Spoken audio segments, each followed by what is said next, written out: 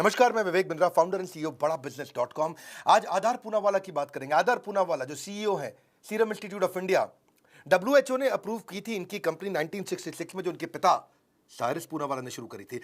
दुनिया भर में आज हर 3 में से 2 बच्चे हमारी इंडिया की बनाई हुई वैक्सीन, इंडिजीनियस इंडिया की vaccine, serum Institute of India से बनाई हुई वैक्सीन लेते हैं। आज इतनी सस्ती वैक्सीन ये बना रहे हैं कि आज इनकी कई वैक्सीन तो 5 रुपए से कम की हैं। मतलब चाय का प्राइस भी आज इंडिया में किसी ठेले पे चले जाइए 5 रुपए से ज्यादा होता है। पिछले कई दिनों में मैंने कई वीडियोस बनाए, business yoga with Bhagavad Gita world record का वीडियो, वो पहला वीडियो है वर्ल्ड रिकॉर्ड का जो हमने नहीं हटाया है। मैं वर्ल्ड रिकॉर्ड के अगले वीडियो के लिए साथ में आने वाला हूं 15 अगस्त को। बहरहाल अभी बात करते हैं, मैं US, Venezuela, Sikh community, India growth story पर भी बात करूंगा। आधार पूनावाला बचपन से ही बुद्धिमान थे, उनका इमोशनल इंटेलिजेंस अच्छा था। एक दफा उनकी माँ अपनी किसी सहेली के घर पे उसके बच्चे के बर्थडे पे लेके गई उसको, और यानी कि उनकी माँ की जो फ्रेंड थी, सहेली यानी कि उनकी आंटी ने बोला बेटा चॉकलेट ले लो। सब बच्चे चॉकलेट उठा रहे थे, कोई एक उठाया, कोई 2 उठाया, कोई एक उठाया, कोई 2 उठाया। आधार पूनावाला से बोला बेटा आप भी लो। बोला नहीं। लो बेटा नहीं, लो बेटा नहीं, मैं नहीं लूंगा, लो बेटा नहीं लूंगा। 5-6 बार जब उन्होंने मना किया तो आंटी ने कहा दोनों हाथ खोलो, और बहुत सारी चॉकलेट उनके हाथ में भर दी। बहरहाल बहुत खुश हुए और सारी चॉकलेट जेब में अलग अलग जगह भर के मुस्कुराते हुए इधर उधर देखे और निकल पड़े। रात को जब वापस, तो माँ ने पूछा उनसे तुमने चॉकलेट ली क्यों नहीं थी? बोले माँ अगर मैं उठाता तो 1 या 2 उठा पाता, अब उन्होंने दी तो पूरे हाथों में जितनी आ सकी सारी दे दी। देखा माँ, इसे बोलते हैं इंटेलिजेंस। ये था उनका इमोशनल इंटेलिजेंस, यानी कि ग्रेटिफिकेशन की इच्छा को डिले कर पाना। ये उनका बचपन से दिखाई पड़ता था। 21 साल की उम्र में ग्रेजुएशन के बाद उन्होंने अपनी कंपनी इंटर्न के रूप में ज्वाइन करी। अपॉर्चुनिटीज देखी तो दुनिया भर में कंपनी फैला दी। पिता ने तो इंडिया में अच्छी करी थी कंपनी, थोड़ा बहुत विदेश में करते थे काम। इन्होंने इतनी फैला दी दुनिया भर में कि आपको जान के खुशी होगी 170 से ज्यादा देशों में आज इनकी वैक्सीन। उसके पीछे आधार पूनावाला ही है। सीईओ बन गए थे 2011 में। इनको फार्मा का टाइकून बोला जाता है, vaccine Prince of the world, और इनके पिता को vaccine king of the world. आपको भी पता होना चाहिए Bharat vaccine capital of the world है। ये नहीं मालूम था। भारत वैक्सीन कैपिटल है दुनिया का। इनको Asian of the year, business leader of the year का अवार्ड दिया गया आधार पूनावाला को। फॉर्च्यून मैगजीन ने इनको 40 अंडर 40 का अवार्ड दिया। वैसे वो अवार्ड तो हमको भी मिला है। बिजनेस वर्ल्ड के द्वारा 40 अंडर 40 अवार्ड हमें भी मिला था। बहरहाल इनको entrepreneur of the year award भी दिया गया। पहली स्ट्रैटेजी इनकी लेते हैं, 10 स्ट्रैटेजी बताऊंगा। पहली स्ट्रैटेजी इनकी है Serum Institute of India forward integration से बनी थी। फॉरवर्ड इंटीग्रेशन क्या होता है? कोई आलू उगाता है, चिप्स भी बनाने लग जाए, यानी कि आलू का चिप्स जो बाद में आगे बनाता है आदमी। कोई गोल्ड की माइनिंग करता है, उसकी मैन्युफैक्चरिंग रिटेलिंग भी शुरू कर दे, फॉरवर्ड इंटीग्रेशन। कोई टेक्सटाइल कपड़ों के थान बनाता है तो कपड़े बनाने शुरू कर दे, शोरूम भी खोल दे, फॉरवर्ड इंटीग्रेशन। किसान जब जो सब्जी उगाता है तो सब्जी बेचना भी शुरू कर दे, फॉरवर्ड इंटीग्रेशन। ऐसे ही इन्होंने देखा कि ये इनके बेसिकली घोड़ों का बिजनेस हुआ करता था। रेस कोर्स होते थे, और उस समय लोग रेस कोर्स में पैसा भी बहुत लगाते थे। बड़ा मजेदार इनका बिजनेस था। बड़े बढ़िया से बढ़िया घोड़े, बहुत इनके पास जमीन हुआ करती थी। और उन दिनों जब इनका कोई घोड़ा पुराना हो जाए, उसका बूढ़ा हो जाए, तो भारत में एक कंपनी थी हैफकिन इंस्टीट्यूट, ये वैक्सीन बनाया करती थी। हैफकिन इंस्टीट्यूट सरकारी कंपनी थी, तो उसको ये अपने पुराने जो घोड़े हो जाते थे, जो डरबी में नहीं दौड़ सकते, उसको दे दिया करते थे। तो वैक्सीन वहाँ बना करती थी। उनके सीरम निकलता है, इनके ब्लड में सीरम घोड़े के, तो वो सीरम से बाद में वैक्सीन बनाई जाती थी। तो ये अपने घोड़े देते रहते थे, उनसे रिश्ता अच्छा था। लेकिन इनके खुद के घोड़े को किसी ने एक बार एक सांप ने काट लिया और घोड़ा हो गया अचानक बीमार। वो घोड़ा इनका बड़ा जबरदस्त घोड़ा था, पता नहीं तुर्की, अफगानी, इराकी कौन सा घोड़ा था, लेकिन बहुत जबरदस्त घोड़ा था। वो रेस में बहुत जीतता था। इनको बहुत दुख लगा। इन्होंने फ़ोन किया वहाँ पे हैफकिन में, भैया आप इतनी वैक्सीन बनाते हो, मेरे घोड़े को बचाओ। तो बोले नहीं कर पा रहे हम कुछ इस बारे में, ऐसी तो कोई वैक्सीन नहीं है हमारे पास। बोले अभी क्या, अभी मुझे हेल्प चाहिए, मैंने तुम्हारे लिए इतना किया, तुम इतने घोड़े दान में दिए। तो वहाँ हैफकिन से उन्होंने सहयोग नहीं कर पाए। तो उनको बहुत गुस्सा है, ये तुम्हें इतने घोड़े दान में दिया, आज मेरे घोड़े को दिक्कत आई तो तुम्हारा कोई सहयोग नहीं। तो इनको समझ में आने लगा, अच्छा उधर हैफकिन इंस्टीट्यूट में कुछ जो साइंटिस्ट थे वो उनके दोस्त थे। उन्होंने कहा भाई साइरस पूनावाला जी, जब आपके पास इतनी जमीनें हैं, इतने बड़े बड़े आपके पास स्टड फार्म्स हैं, इतने सारे घोड़े भी हैं कि घोड़े के सीरम से ही वैक्सीन बनती है, और आपके पास पैसा भी है, तो क्यों नहीं आप खुद वैक्सीनेशन का काम कर लेते? तो उन्होंने कहा मुझे कौन सिखाएगा? बोले हम आते हैं ना आपके साथ। वहाँ उनको आइडिया लगा कि अब लोग घोड़े पर ट्रैवल नहीं करते, गाड़ियाँ आने लगी है, बाइक्स आने लगी हैं। अब लोग राजदूत, जानदार सवारी, तो अब उन्हें लगा कि लोग घोड़े पे नहीं जाएंगे। तो इसलिए उन्होंने कहा ज़माना बदल रहा है, तो क्यों ना वैक्सीन के काम में जाएं। पहले उन्होंने गाड़ियों का भी एक बिजनेस शुरू किया था। जैगवार हाई एंड गाड़ियाँ हुआ करती थी, उसके प्रोटोटाइप को लेके उसको बढ़िया सा उसको कस्टमाइज़ करके उसको अमीर लोगों को बेचते थे, लेकिन अब अमीर लोग लिमिटेड थे दुनिया भर में। तो उन्होंने कहा कि वैक्सीन का धंधा अच्छा है, लाखों लोगों को वैक्सीन लगेगा और उसमें लाखों में अगर चवन्नियाँ कमा लें तो बहुत कमा लेंगे। पूरा रुपया कमाना मुश्किल है, लेकिन 8 चवन्नियाँ कमाना आसान है, समझ रहे हैं आप। तो इन्होंने फिर अपना घोड़ों के बिजनेस को कम किया और वहाँ से इन्होंने सीरम इंस्टीट्यूट की शुरुआत करी। 10 साइंटिस्ट इन्होंने हैफकिन से हायर किए और उसके बाद क्योंकि घोड़े इनके पास थे तो उसी के सीरम से वैक्सीन बनाने लगे और एंटी टेटनम सीरम इन्होंने बनाया पहली बार।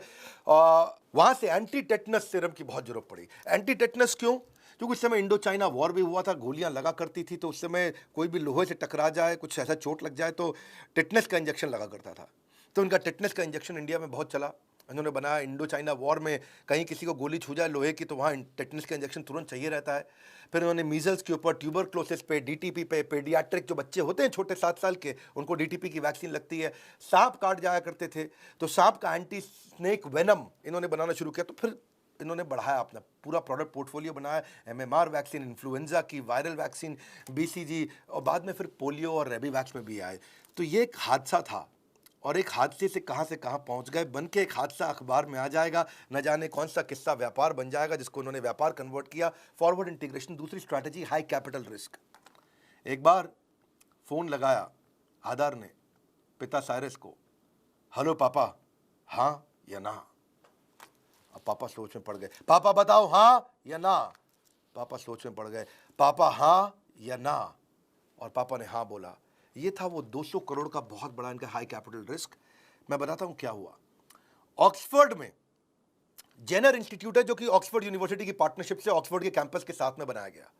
ये लोग वैक्सीन बनाने में बहुत माहिर हुआ करते थे और जब 10 जनवरी को पता चला जेनेटिक मटेरियल सीक्वेंसिंग चाइना ने रिलीज किया कोविड का, कोरोना वायरस का, तो 10 जनवरी को ये ऑक्सफोर्ड यूनिवर्सिटी लग चुका था, यानी कि जेनर इंस्टीट्यूट लग चुका था वैक्सीन बनाने में। 10 जनवरी से ये लोग अप्रैल तक लगे रहे, कुछ मेहनत करके इन्होंने बना लिया। अब जेनर ने सोचा कि भाई अभी अप्रूवल में टाइम लगेगा, पता नहीं कब जाके अप्रूवल होगा। उन्होंने आधार को फोन लगाया, भाई आधार पूनावाला, अप्रूवल नहीं है, वैक्सीन हम बना के तैयार कर देंगे, तुमको वैक्सीन मैन्युफैक्चर करनी पड़ेगी, लेकिन हम गारंटी नहीं दे रहे कि तुमसे वापस खरीदेंगे, यानी कि रिस्क तुम्हारा है। लेकिन अगर तुमने बना ली तो सबसे पहले बाजार में पहुंचोगे, और अगर अब डिसअप्रूव हो गई तो 10 मिलियन वैक्सीन तुम्हारी वेस्ट हो जाएंगी। अब ये 200 करोड़ का एक रिस्क था। मेरी बात समझ पाए आप कि जिसने वैक्सीन बनाई, यानी कि जिसने वैक्सीन का आविष्कार किया, वो कहता है मैन्युफैक्चरर तुम हो तो तुम पुणे में वैक्सीन बना दो। अप्रूवल आए नहीं आए बात की बात है, देखेंगे। तो ये रिस्क बहुत बड़ा था और ये प्रोसेस के अंदर वैक्सीन बनाने में टाइम लगता था। अगर अप्रूवल का वेट करके वैक्सीन बनाते तब तक दुनिया में और लोग बना चुके होते। तो इसलिए आधार पूनावाला को देखना था कि भाई अप्रूवल का वेट करूं कि नहीं करूं, अप्रूवल का वेट करूं कि नहीं करूं। वेट नहीं किया और वैक्सीन ठीक निकल गई। 80% ये जानते थे कि ऑक्सफोर्ड की वैक्सीन फेल होगी नहीं, इनको ये विश्वास था। इन्होंने कहा 80% के लिए मैं 200 करोड़ का रिस्क लेने को तैयार हूं। तो बिना सर्टिफिकेशन के, बिना ट्रायल के, बिना अप्रूवल के इन्होंने वैक्सीन बनानी शुरू कर दी, मैन्युफैक्चरिंग शुरू कर दी। जब तक ट्रायल के बाद अप्रूवल मिला तब तक दुनिया में पहली वैक्सीन कौन सी आई थी? कोवैक्सीन नहीं थी, रशिया की नहीं थी, अमेरिका की नहीं थी। पहली वैक्सीन हमारे भारत की कोविशील्ड थी जो पूरी दुनिया में पहुंची थी। वही तो एस्ट्राजेनेका है जो पूरी दुनिया में जानते हैं, जिसको भारत में हम लोग कोविशील्ड बोलते हैं। पिता ने आत्मविश्वास देखा बेटे में और उन्होंने रिस्क लेने को तैयार हो गए। सीरम इंस्टीट्यूट ने सितंबर 2020 में ही 5 करोड़ वैक्सीन तैयार कर ली थी। जनवरी में जब बांटने के समय आया तो सबसे पहले दुनिया में सबसे तेज मैन्युफैक्चरिंग करके आगे बढ़े। आधार की सबसे अच्छी क्वालिटी यही है कि ये विजन अच्छा रखते हैं। तीसरी बात, सोल्यूशन ओरिएंटेड अप्रोच। ये ऐसी अप्रोच है इनकी कि पोलियो की महामारी दुनिया भर में फैल रही थी 1930s, 40s और 50s में। जब 50s में बहुत ज़्यादा फैल गई तो यूएस के जो प्रेसिडेंट थे फ्रैंकलिन रूजवेल्ट, उन्होंने कहा कि भाई अब धावा बोलो पोलियो पे, फटाफट इसकी वैक्सीन तैयार करो। और इन्होंने इंजेक्शन की वैक्सीन उस समय तैयार करी। 1961 में ओरल वैक्सीन भी तैयार कर दी अमेरिका ने। और जब ओरल वैक्सीन तैयार करी तो उन्होंने राइट्स अपने पास कुछ डेवलप्ड नेशंस के पास रखे। बोलो जो डेवलपिंग और अंडर डेवलप्ड नेशन है, यानी कि जो गरीब देश हैं, उनको इंजेक्शन लगाने दो, और जो हम अमीर देश हैं वो हम ड्रॉप से 2 बूंद जिंदगी की, अमिताभ बच्चन कहते थे, तो हम लोग वही चलाएंगे। हाँ, और तो साइरस पूनावाला को ये बात नहीं जमी। इन्होंने यूएस में और डब्ल्यूएचओ में कुछ चिट्ठियां लिखनी शुरू करी और बातचीत करी। बोला कि देखो कम से कम भारत जैसे देश और जो बहुत बड़े देश हैं, वहाँ पे एक तो क्या है, आपको सिरिंज भी बनानी है और शीशी जिसके अंदर दवाई होती है वो भी बनानी है, उसको तोड़ेंगे, फिर दवाई निकालेंगे, फिर लगाएंगे। बोले थोड़ा ये है, इसकी मैन्युफैक्चरिंग कॉस्ट ज़्यादा है, इसमें वेस्टेज भी ज़्यादा है, क्योंकि आपको सिरिंज का भी डिस्पोजल करना होगा। इसके अलावा इसको स्टोरेज करने के लिए ज़्यादा जगह चाहिए, इसका लॉजिस्टिक्स ज़्यादा परेशानी करने वाला, इनकन्वीनियंट है, टाइम बहुत ज़्यादा लग जाता है। और सबसे बड़ी बात है कि इंजेक्शन लगाने के लिए ट्रेन स्टाफ चाहिए। बूंद तो कोई भी आएगा, हाँ, कोई भी पिता माँ दादा दादी, कोई भी टपक टपक 2 बूंद डाली, काम हो गया। उनको समझाए। और इनकी मतलब यही असर था कि 84-85 के बाद सीरम इंस्टीट्यूट ऑफ इंडिया, सारस पूनावाला ने मैनेज किया डब्ल्यूएचओ को कन्विंस करने में कि ओरल वैक्सीन ही इंडिया में चाहिए होगी। ये इनकी पहली जीत थी।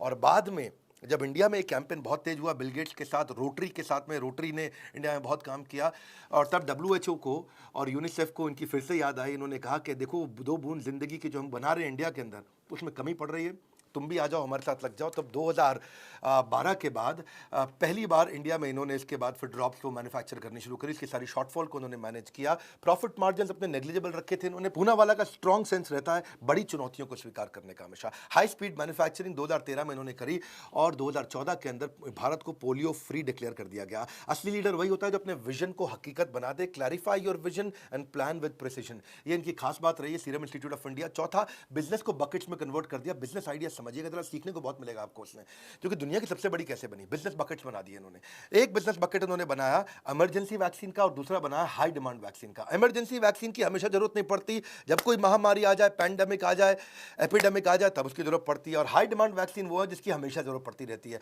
2 बकेट बना दिया। इमरजेंसी वैक्सीनेशन में क्या करते हैं, प्रिपरेशन इज द सोल्यूशन, यानी कि ये चाहते हैं कि reaching first will reaping trust. Reaching first is equal to reaping trust. क्या मतलब हुआ इसका, कि भाई मैं ऐसा करता हूं, जो इमरजेंसी 10 तरह की सिलेक्ट कर ली कि ये महामारी दुनिया में कहीं ना कहीं आ ही जाती है, ये वाली एपिडेमिक या कोई ना कोई पेंडेमिक दुनिया में कहीं ना कहीं आ ही जाता है, तो ऐसा करते हैं इस तरह की 10 बीमारियों की दवाइयां 2 करोड़ 5 करोड़ डोज बना करके 3 साल का स्टॉक मेंटेन करते हैं अपने पास में, ताकि जहां पे भी बीमारी आ जाए वहां सबसे पहले बीमारी में ये 50 लाख, 1 करोड़, 2 करोड़, 5 करोड़ दवाई लेकर के पहली फ्लाइट से फटाक पहुंच जाए। वहां जाके प्रधानमंत्री से, वहां के राष्ट्रपति से, वहां के देशवासियों से अपनी रिश्तेदारी बनाते हैं उनके साथ में उनको, क्योंकि ये कहते हैं कि भाई जब भी ऐसी तकलीफ आए सबसे पहले इस तकलीफ को सॉल्व करने के लिए हम पहुंचे।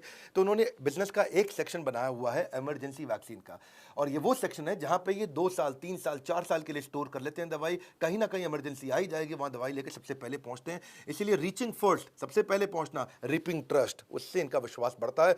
और विश्वास इतना बड़ा कि अगली बार जब बिजनेस की जरूरत पड़ती है तो भारत के सीरम इंस्टीट्यूट ऑफ इंडिया को ही बिजनेस दिया जाता है। ऐसे इनके बढ़िया कोल्ड स्टोरेज उसी हिसाब से उन्होंने बनाए, जहां -20 डिग्री की जरूरत है तो वहां -30 और -50 तक का इन्होंने अरेंजमेंट करके रखा। स्टोरेज ओवरफिल हो तो उसको भी मैनेज कर जाए। वैक्सीन को शॉर्ट नोटिस में इसीलिए दे पाते थे। लेकिन दूसरी तरफ था अगला बकेट, हाई डिमांड वैक्सीन। इसकी डिमांड हमेशा ही रहती है, तो हाई डिमांड वैक्सीन में ये स्टॉक रोटेशन पे काम करते हैं। स्टॉक बनता जाए, मूव करता जाए, बनता जाए, मूव करता जाए। उसमें तो ये बिल्कुल भी स्टॉक करने की जरूरत ही नहीं समझते। उसमें क्या करते हैं, अब क्योंकि हायर स्टॉक रोटेशन है तो ये सही रेट पे दे पाते हैं। कम मार्जिन रखने के बावजूद भी वॉल्यूम बहुत ज्यादा बनाते हैं। वॉल्यूम मतलब क्या हुआ, 1.5 बिलियन डोजेस ये हर साल बना रहे हैं 170 देशों में देने के लिए। देखिए हर आदमी जीरो से शुरू करता है, all of us start from zero, but we take the right decision to become real hero. तो ये एक विशेष साइकिल था, जो विशेष सर्कल को उन्होंने अचीव ऐसे किया। एक तरफ हाई डिमांड, एक तरफ इमरजेंसी। हाई डिमांड और इमरजेंसी दोनों के कॉम्बिनेशन में डिवाइड किया इन्होंने। इमारत चाहे कितनी भी बड़ी क्यों ना हो, उसकी शुरुआत छोटी सी ईंट से ही शुरू होती है, और छोटी छोटी ईंट से आज इन्होंने इमारत इतनी बड़ी बना ली। इनका एक केपीआई, 5वीं स्ट्रैटेजी, रिजेक्शन रेट देखते हैं, कम से कम रखते हैं। इनका केपीआई, की परफॉर्मेंस इंडिकेटर क्या, रिजेक्शन रेट, कि भाई मैं जब वैक्सीन बनाऊं तो ऐसी बनाऊं कि मेरी वैक्सीन कभी रिजेक्ट ना हो, बस रिजेक्ट ना हो, हर टेस्ट को पास कर जाए, हर स्ट्रिंजेंट से डिफिकल्ट टेस्ट को पार कर जाए। जो उससे क्या होगा, इनकी ओवरहेड कॉस्ट कम रहेगी। ओवरहेड कॉस्ट कम है तो लो कॉस्ट ऑफ प्रोडक्शन होगा। लो कॉस्ट ऑफ प्रोडक्शन है और अगर कमिटेड मैन पावर होगी, डेडिकेटेड लॉयल स्टाफ होगा और बेस्ट मशीन्स रखेंगे, और छोटी से छोटी स्मॉलेस्ट अनवांटेड पार्टिकल भी अंदर घुसने नहीं देते, रिजेक्शन रेट को कंट्रोल में रखते हैं। हर समय चेक करते हैं रिजेक्शन रेट क्या है, रिजेक्शन रेट क्या है, रिजेक्शन रेट क्या है। वो क्वालिटी मेंटेन करने के कारण इनकी एक्सेप्टेबिलिटी दुनिया में बढ़ती गई। वहाँ से इन्होंने बिजनेस को बहुत बड़ा किया। और देखिए हुआ ये कि इसी कारण ये अपनी कॉस्ट को भी कंट्रोल में रख सके। जो फाइजर है, फाइजर ने जब अपना वैक्सीन लॉन्च किया तो $20 का लॉन्च किया, मॉडर्ना ने $25 का लॉन्च किया, लेकिन एस्ट्राजेनिका यानी कि यही वाली हमारी वैक्सीन ये $2 में आई।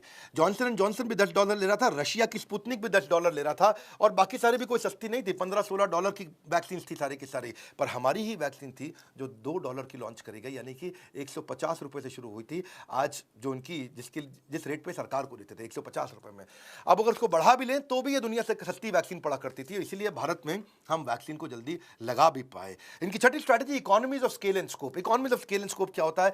ये उसके लिए क्या करते हैं, ऑफ पेटेंटेड मेडिसिन बनाते हैं। ऑफ पेटेंट का मतलब क्या हुआ, 10 साल का अगर पेटेंट किसी ने ले लिया तो 11वें साल पे उस मेडिसिन को बनाना शुरू करते हैं। जब पेटेंट खत्म हो जाता है तो वो सस्ती हो जाती है। स्टैंडर्डाइज रिपीटेटिव प्रोसेस से उस पेटेंट की कॉस्ट खत्म होने से इनको कॉस्ट एडवांटेज मिलता है और कॉस्ट एडवांटेज से सस्ती बनाते हैं, कॉस्ट पर यूनिट कम होता है, इसीलिए बहुत बड़े स्केल पे बनाते हैं। इकोनॉमीज ऑफ स्केल का मतलब ही यही है। इकोनॉमीज ऑफ स्केल इंडिकेट करता है कि फर्म ने इतना बड़ा साइज ग्रो कर लिया है, इतनी एफिशिएंट हो गई है कि उनकी आज जो पर यूनिट कॉस्ट है, जो यूनिट इकोनॉमिक्स है, यानी कि एक दवाई की कॉस्ट बहुत नीचे आ जाती है। जिसके लिए टेक्नोलॉजी का इस्तेमाल करते हैं, स्पेशलाइज्ड लेबर, बल्क में माल खरीदते हैं, रॉ मटेरियल और फाइनेंशियल मैनेजमेंट और नेटवर्क का अच्छा इस्तेमाल करते हैं। इकोनॉमी ऑफ स्केल समझो ऐसे होता है कि जैसे आपने एक वीडियो गेम बना ली, एक वीडियो गेम बनाने में अगर आपका 10 करोड़ रुपया लगा, लेकिन अब उस वीडियो गेम को आप डुप्लीकेट करते हो सबको बेचने के लिए, तो एक वीडियो गेम 10 करोड़ का पड़ा, 2 बना दी तो 5 करोड़ का पड़ा, आपने 4 बना दी तो 2.5 करोड़ का पड़ा, और लाखों लोगों को वीडियो गेम बेच दी तो सोचो पर यूनिट कॉस्ट कितनी कम हो जाती है। जितने बड़े स्केल में बेचते हैं पर यूनिट कॉस्ट अपने आप कम हो जाती है, क्योंकि वीडियो गेम बनाने की कॉस्ट एक बार आई। इसी तरह से ये भी अपने बिजनेस को ऐसे करते हैं कि पर यूनिट कॉस्ट इनकी कम हो जाए और स्केल बहुत बड़ा हो जाए। तो जितने भी डेवलपिंग और अंडर डेवलप्ड नेशन है, सबसे ज़्यादा जगह पे इन्हीं की वैक्सीन चलती है। इन्होंने ज़्यादा से ज़्यादा अच्छा, दूसरी तरफ इकोनॉमी ऑफ स्कोप भी होता है। Unit cost to produce a product will decline, यानी कि एक आइटम को बनाने में जो कॉस्ट आती है वो कम हो जाती है। क्यों? क्योंकि जैसे उसकी जैसी वैरायटी प्रोडक्ट भी आप वहीं पे उसी प्लांट में बनाना शुरू कर देते हो, क्योंकि आप सारे के सारे जो प्लांट के जितने भी सपोर्ट डिपार्टमेंट्स थे उनका जॉइंट यूटिलाइजेशन करते हो उस नए प्रोडक्ट को बनाने में, है कि नहीं? तो जैसे आपने फॉर एग्जांपल एक जूता बनाने वाली कंपनी है, वो जूता बना रही है पिताजी का, अब वहीं पे ही बच्चे का भी जूता अगर बनाना शुरू कर दिया तो क्या हुआ, वही मशीन इस्तेमाल हुई, वही सप्लाईज इस्तेमाल हुई, वही वाला स्टोरेज इस्तेमाल किया, वही डिस्ट्रीब्यूशन चैनल है आपका, उसी में आपने एक और आइटम ऐड करके दे दिया। तो नेचुरली अगर आपको उसके लिए एक अलग पूरा प्लांट खोलना पड़ता तो पर जूता महंगा पड़ जाता है। उसी प्लांट में आपने कर लिया तो सेम रिसोर्सेज को आपने एटलीस्ट 50-60% तक यूटिलाइज कर लिया, तो बच्चे का जूता भी सस्ता पड़ने लग गया। समझ रहे हैं मेरी बात को? भाई मैकडॉनल्ड्स अगर बर्गर बना रहा है, फ्रेंच फ्राइज बना रहा है, बर्गर बनाने का अगर एक मैकडॉनल्ड रखता और फ्रेंच फ्राइज बनाने का फ्रेंच डोनाल्ड बना लेता, पूरी अलग ही कंपनी बना देता, तो फ्रेंच फ्राइज की कॉस्ट बढ़ जाती। लेकिन वहीं पर उसी मैकडॉनल्ड में फ्रेंच फ्राइज बना रहे हैं तो सस्ता पड़ जाता है। इसको बोलते हैं इकोनॉमीज ऑफ स्कोप। मतलब एक ही जगह पर आप जब और तरह के प्रोडक्ट ले आते हो तो रॉ मटेरियल भी, मशीनरी भी, मैन पावर भी, बाकी इंफ्रास्ट्रक्चर भी, उसकी कॉस्ट भी, क्योंकि आपने जो लैंड लिया, इतना बड़ा किराए पे लैंड लिया, तो किराया आपने बच्चे के जूते में भी डिवाइड तो कर दिया ना। तो इकोनॉमीज ऑफ स्कोप इसी को कहते हैं। क्योंकि अगर मैकडॉनल्ड हैमबर्गर और फ्रेंच फ्राई अगर आपस में शेयर करके बना लेगा तो वही फूड स्टोरेज की फैसिलिटी, वही प्रिपरेशन की फैसिलिटी, वही सारी की सारी फैसिलिटी वहीं कॉमनली यूज हो जाएगी, इसीलिए वो कॉस्ट कम पड़ जाती है। बहरहाल अगली पे चलते हैं, मजा आएगा, मेरे साथ बिजनेस सीखोगे आप। 7वीं स्ट्रैटेजी डेट फ्री कंपनी। ये कर्जा नहीं लेते कभी भी, है कि नहीं है? जब कोरोना वायरस का पेंडेमिक भी आया उस समय भी ये $800 मिलियन से ज़्यादा का बिजनेस कर रहे थे, लेकिन थे कंप्लीटली डेट फ्री। उसका कारण क्या है कि जब किसी देश के साथ ये कोई ऑर्डर लेते हैं, अगर उनसे 100 करोड़ का ऑर्डर लिया तो 70% पैसा यानी कि 70 करोड़ एडवांस ले लेते थे। तो जब 70 करोड़ एडवांस ही आपको मिल गया तो उसके बाद आपको कर्जा लेने की जरूरत ही नहीं। 70 करोड़ के अंदर ही दवाई बना देंगे, 5-10 करोड़ ऊपर लग भी गया तो कोई बात नहीं, 80 करोड़ में वहाँ पहुँचा देंगे, और बाकी का जब 30 मिलेगा तो उसमें से 20 करोड़ का मेरा फायदा हो गया। हाँ, तो जो एडवांस लिया, एडवांस के अंदर ही अपनी सारी की सारी कॉस्ट निकाल लेते थे, तो इसीलिए इनको कर्जा लेना नहीं पड़ता। और ये इनका कहना भी यादार पूनावाला का कि जब दूसरे का पैसा इस्तेमाल करोगे तो हो सकता है आप इतना ध्यान ना दो, लेकिन जब खुद का पैसा लगता है ना तो पाई पाई का हिसाब आदमी रखता है। डेट एक बिगेस्ट ट्रैप है, और सुजलॉन, वीडियोकॉन, जेपी एसोसिएट, अनिल अंबानी, ये बहुत सारे बिजनेसेस जो उनके अपने रिलायंस अनिल अंबानी, बहुत सारे बिजनेस डूब गए थे अभी कुछ ही साल पहले। इनको बोलते हैं बिलियंस टू बस्ट, एकदम बर्बाद हुए। इसके ऊपर एक वीडियो बनाऊंगा कि कर्जे से बाहर कैसे निकला जाए। अगर आप चाहते तो नीचे मुझे कमेंट बॉक्स में बताइएगा जरूर। Every time you borrow money you are robbing your future for yourself. और ये बड़ा सिंपल उन्होंने तरीका रखा। इन्होंने कहा कि टाइटली हेल्ड अगर ऑर्गेनाइजेशन होगी ना तो किसी को इक्विटी बांटेंगे ना किसी से कर्जा लेंगे, क्योंकि अगर किसी को शेयर बांट दिए तो फिर शेयर होल्डर को हर महीने जवाब दो, वो हर महीने क्वेश्चन करेगा, हर क्वार्टर आफ्टर क्वार्टर उसको रिपोर्ट देना पड़ेगा, आपको रिजल्ट्स उसके सामने शोकेस करने पड़ेंगे। अब वो आप कोई बड़ा डिसीजन लोगे तो वो क्वेश्चन कर देगा कि भैया बिना अप्रूवल के तुमने एस्ट्राजेनिका की क्यों बना दी कोविशील्ड, हमारा पैसा डूब जाएगा, तो हमने तुम्हारी कंपनी में पैसा लगाया। तो ये बोले मेरे को डिसीजन इंडिपेंडेंस के साथ चाहिए, मुझे अगर कोई बड़ा डिसीजन लेना है, 2 हेलीकॉप्टर खरीदने हैं जहाँ पे मैं अपने क्लाइंट्स की एक्स्ट्रा सेवा कर सकूँ, तो मुझे कोई प्रश्न करने वाला नहीं होना चाहिए। इसीलिए उन्होंने अपने ही पैसों से काम किया, ना कभी किसी से उधार लिया, ना किसी को शेयर बेच के पैसा लिया। अगला, अब इसी को समझने के लिए, क्योंकि पैसा इनका खुद का था, तो उन्होंने B2B मार्केटिंग पे अच्छे से लगाया। इन्होंने एक से बढ़कर एक महंगे हवाई जहाज खरीदे, अपने पर्सनल यूज़ के लिए महंगे हेलीकॉप्टर खरीदे, अपनी पर्सनल ट्रिप भी बना दी, खुद की एविएशन कंपनी भी खोल दी कि भैया जिस दिन हवाई जहाज मैं इस्तेमाल ना करूं तो इन किराए पे चढ़ा दूं। वो उनकी एविएशन कंपनी, इसको बोलते हैं ये पूना वाला एविएशन प्राइवेट लिमिटेड। तो इन्होंने B2B मार्केटिंग, यानी कि जब भी कोई बड़ा अंग्रेज क्लाइंट को लेके आना है, कोई लंदन से क्लाइंट को लाना है, कोई यूएस से क्लाइंट को लाना है, उसको एकदम 5 स्टार फैसिलिटी देंगे। खुद का अपना एक हवाई जहाज के अंदर भी एक अलग ऑफिस बना लिया। इन्होंने क्या किया, पैसा खर्च करने में कोई कमी नहीं छोड़ी। एक से बढ़कर एक रॉयल्स रॉयस और बेंटलीज और उससे भी बढ़िया महंगी से महंगी गाड़ियां ली इन्होंने। कई कॉर्पोरेट जेट्स और हेलीकॉप्टर्स इसीलिए रखे कि मेरा जब क्लाइंट आए तो उसको ऐसी सेवा दूं कि उसका बिजनेस हमको मिल जाए। क्योंकि क्लाइंट्स होते हैं लिमिटेड, वो खुद ही बहुत बड़ी कंपनी होती है, तो एक कंपनी से दूसरी कंपनी का रिश्ता बनने से पहले तो जो दिखता है वो बिकता है, तो उनको खूब दिखाते हैं बाजार में, पब्लिक को नहीं दिखाते। हाँ, वो अलग बात है कि नताशा पूनावाला, इनकी धर्मपत्नी, बॉलीवुड के साथ बहुत उठती बैठती है, तो वहां से कुछ दिखता है। अदरवाइज ये इस्तेमाल करते हैं B2B के लिए। नौवीं strategy, he is not just rich by stretcher, he is also rich by nature. ये अपने नेचर से, अपनी प्रकृति से भी बहुत अमीर है। कैसे कि फिलेंथ्रोपिस्ट है, समाज सेवा में बहुत पैसा लगाते हैं। Philanthropist of the year award भी इनको 2016 में मिला। CSR यानी कि कॉर्पोरेट सोशल रिस्पॉन्सिबिलिटी, समाज के प्रति जो जिम्मेदारी, उसको बड़ा अच्छे से निभाते हैं। क्लीन सिटी इनिशिएटिव इन्होंने बहुत लिए, 100 करोड़ रुपए इन्होंने उस पर खर्च किया। इन्होंने एक विलू पूनावाला, जो उनकी माँ थी, उनके नाम पे भी एक मेमोरियल हॉस्पिटल खोला जहां पे इन्होंने बहुत लोगों का इलाज कराया। और उसमें इन्होंने लेप्रेसी पे, हाँ, जो कि कोड हो जाता है, जो लेपर्स होते हैं, क्योंकि इनके बाहर भी इनके यहाँ पे लेप्रेसी से ग्रसित एक भिक्षुक था वहाँ पे, एक जो मतलब जो बेगर होता है, उसको देख करके उन्होंने सोचा कि मेरे को लेप्रेसी रिहैबिलिटेशन सेंटर भी बनाना चाहिए। मास इम्यूनाइजेशन पे उन्होंने बहुत काम किया। ऐसे ऐसे देशों को उन्होंने दवाइयाँ मुफ्त में दी हैं, जो कि बहुत ही गरीब देश हुआ करते थे, छोटे लाओ डेमोक्रेटिक रिपब्लिक, हाँ, या खैर हमारे बाजू में नेपाल में भी उन्होंने बहुत मदद करी है। सब फ्री वैक्सीन सप्लाई करी है, मोबाइल हेल्थ केयर और पानी की सफाई पर उन्होंने बहुत काम किया। 2 मिलियन लीटर वाटर रोज देते हैं, जिसको 10 मिलियन लीटर वाटर पुणे को साफ देने वाले हैं पीने के लिए। ये कहते हैं कि education can be a game changer for the under privilege. तो high school, English medium school, international schools भी इन्होंने बनाए, जहाँ पे गांव के अंदर स्कूल्स बनाए जहाँ फैसिलिटी नहीं है, टॉयलेट की फैसिलिटी नहीं है। क्वालिटी ऑफ लाइफ इंप्रूव करना चाहते हैं कि फ्लाईओवर्स बनाना, ब्रिजेस बनवाना, सड़कों को चौड़ा करना, टॉयलेट्स बनाना। ग्रीन इनिशिएटिव्स उन्होंने बहुत लिए, जो भी विंड पावर जनरेशन किया, वाटर कंजर्वेशन के प्रोजेक्ट्स इन्होंने किए, तो काफ़ी काम इन्होंने किया। इनके अपने प्लांट में भी आग लगी थी, इनके अपने प्लांट में आग लगी, 5 लोगों का देहांत भी हो गया। और तब की बात है जब ये जनवरी में कोविशील्ड बना रहे थे, बहुत स्पीड से बनाना था, उस समय सब ब्रेक लग गया, बहुत तकलीफ हुई, लेकिन बाउंस बैक किया इन्होंने।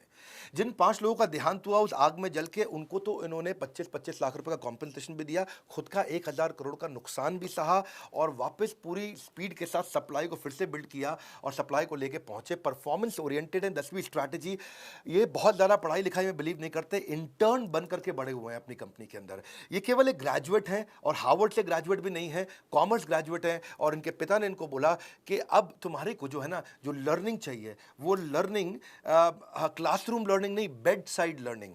जैसे नारायण हृदयालय हॉस्पिटल के जो चेयरमैन है, वो क्या कहते हैं कि एक होता है क्लासरूम में बैठ के सीखना, और एक है अस्पताल में बेड के पेशेंट के साइड में खड़े होकर सीखना। उसमें सीखने को ज़्यादा मिलता है।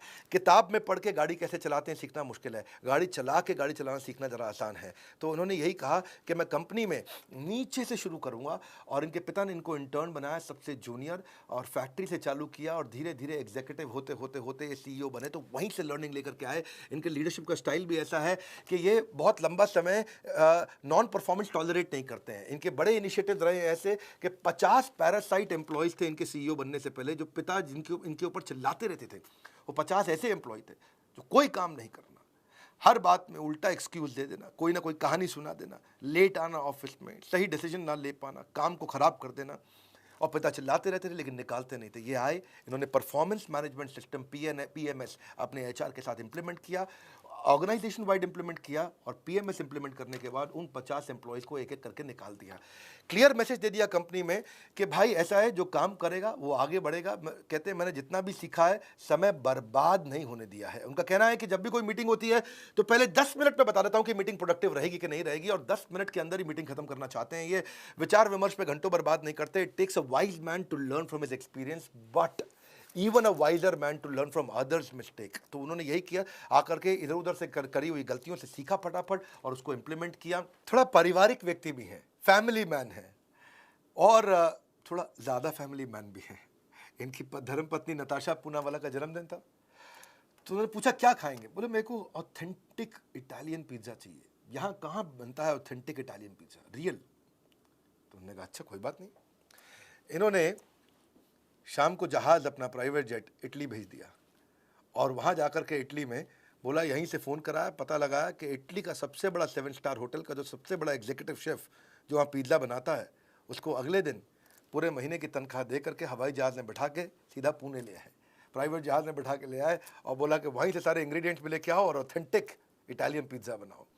कई लोग इस बात को लेकर नाराज़ भी हो सकते हैं कि बीवी का बर्थडे है, पिज़्ज़ा खाने के लिए इटली से मंगाया जा रहा है पिज़्ज़ा और पिज़्ज़ा बनाने वाले को बुलाया जा रहा है, इतना पैसा गरीबों में बांट देते हैं। और कई लोग इसको ऐसे भी देखेंगे कि इनका पत्नी के प्रति प्रेम इतना है कि किसी भी हद तक जाने को तैयार है। दोनों इसमें पर्सपेक्टिव हैं, क्योंकि समाज सेवा तो ये करते ही हैं, ये फैमिली से भी बहुत प्रेम करते हैं, वीकेंड्स पूरी फैमिली के साथ बिताते हैं और पत्नी को इतना इनकरेज किया कि उनको एग्जीक्यूटिव डायरेक्टर भी बना दिया कंपनी में। देखिए, एंटरप्रेन्योर्स की इज्जत करना सीखना चाहिए। हाँ, हमने आजकल क्या किया है, हमने एंटरटेनर्स, एक्टर्स को हीरो बना दिया है और जो हमारे देश की आर्मी और पुलिस और एंटरप्रेन्योर्स उनको जो रियल हीरो की तरह देखना था वो मिस कर रहे हैं। बिकॉज आज मेन प्रॉब्लम ये है कि मेजॉरिटी इंडियन जॉब क्रिएटर्स को विलेन की तरह देख रही है और एंटरटेनर्स को, नाचने वालों को हीरोज़ की तरह देख रही है। तो ये एंटरप्रेन्योर हैं, ये असली हीरोज़ हैं। इसलिए मैं तो ये बोलूँगा कि इंडिजीनियस हमारे देश की कंपनी जो दुनिया की सबसे बड़ी कंपनी बनी, आज हमारे देश को vaccine capital of the world बनाया, ऐसे आधार पूनावाला की इज्जत हमें करनी चाहिए। देश की समस्या को दूर करना आपकी और हमारी जिम्मेदारी है, इसीलिए बिजनेस की हर समस्या को खत्म करना वो हमारा एकमात्र लक्ष्य है। आप भी अगर रियल हीरो बनना चाहते हैं तो हमारे साथ जुड़िए। आप किसी भी सब्जेक्ट में फंस रहे हो, चाहे वो कोई भी सब्जेक्ट क्यों ना हो बिजनेस का, आज हमने लगभग 60 अलग अलग प्रकार के डिटेल्ड कोर्सेज, जिसमें सैकड़ों सैकड़ों वीडियोस हैं और हर एक वीडियो देश के super solid subject matter expert से बनवाया गया है। अगर मुझे ब्रांड मैनेजमेंट पे भी काम करना है तो देश की टॉप 5 कंपनी जिनका ब्रांड वैल्यू सबसे ज़्यादा है, उनके जो ब्रांड हेड्स हैं मैं उनको बुला करके कोर्स करता हूँ। ये नहीं कि सारे कोर्स मैं खुद करूं, हर काम मैं खुद नहीं कर सकता। इसीलिए जीव जीवस्य जीवनम, जब एक जीव का जीवन दूसरे जीव के जीवन पर निर्भर कर जाता है तभी ये रियल इकोसिस्टम बन जाता है। तो आप किसी भी सब्जेक्ट पे हमारे बोर्ड लाइन नंबर पर फ़ोन करके पूछिए, वो आपको मदद करने को तैयार है। इस वीडियो को शेयर जरूर करिएगा, क्योंकि ये भारत का प्राइड है, सीरम इंस्टीट्यूट ऑफ इंडिया है, सीरम इंस्टीट्यूट ऑफ वर्ल्ड नहीं है, सर्विंग द वर्ल्ड है। इस वीडियो को जरूर शेयर करिए, सब्सक्राइब करिए और आकर के आने वाले मैं ज़्यादा केस स्टडी शुरू करने जा रहा हूँ, बहुत सारी केस स्टडी ला रहा हूँ। हमारे साथ जुड़े रहने के लिए आप सबका हृदय की गहराइयों से प्रेमपूर्वक बहुत बहुत धन्यवाद।